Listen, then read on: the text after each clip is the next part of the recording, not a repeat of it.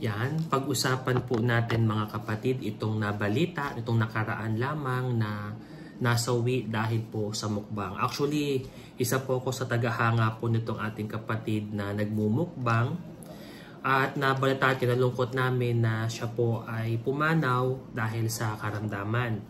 So, ang unang katanungan kahit sa atin is, bakit po ba nanonood ang mga kababayan natin na isang mukbang? Number one, kadalasan sa atin, stress tayo sa maghapon. So ito po ang ating nakakalibangan.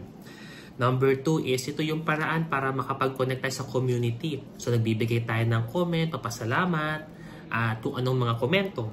Number three is entertainment. So kadalasan pag stress kayo, maraming ginagawa, is ito yung pinaka-panlibangan natin.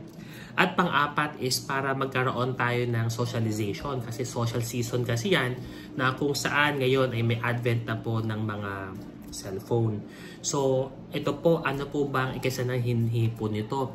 So nakita ko po dito comment ng doktor natin na ito po ay nagkaroon po ng pagputok sa utak. Ito yung tinatawag na hemorrhagic stroke. Kadalasan catastrophic talaga ang epekto niyan, biglaan yan at mahirap talagang maagapan, lalong-lalo na kung medyo malayo tayo sa isang fasilidad na may kakayanan para maggamot po nito o mag-opera po nito.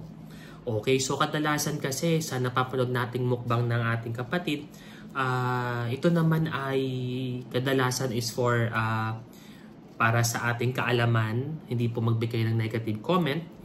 Kadalasan kasi ito napapansin nyo kapag sobrang taba o excess fat, ito po ay nagkakos ng inflammation sa ating katawan, sa ating blood vessel, kung saan nagkakaroon ng poor blood flow.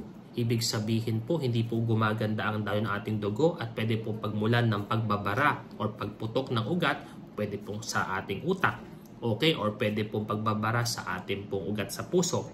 So yung pagkain po ng mataas na cholesterol, yung pong fat ay pwede pong mag-deposit sa ating blood vessel, sa ating mga ugat, kung saan magkakaroon po ito ng pwedeng komplikasyon.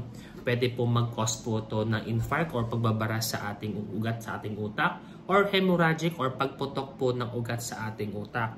At ito po ang dahilan kung bakit ang ilan nagkakaroon din po ng heart attack or atake sa ating puso. At kung napapansin nyo, maaari din po kapatid na masyadong mataas po ang sodium or alat na ating nakakain sa mga mukbang na to, na pwede ikasanhi po ng pagtaas ng blood pressure, at pag sobrang taas, pwede po ikasanhi po ng gaya po nangyari sa ating patient na naputukan po ng ugat sa ating utak.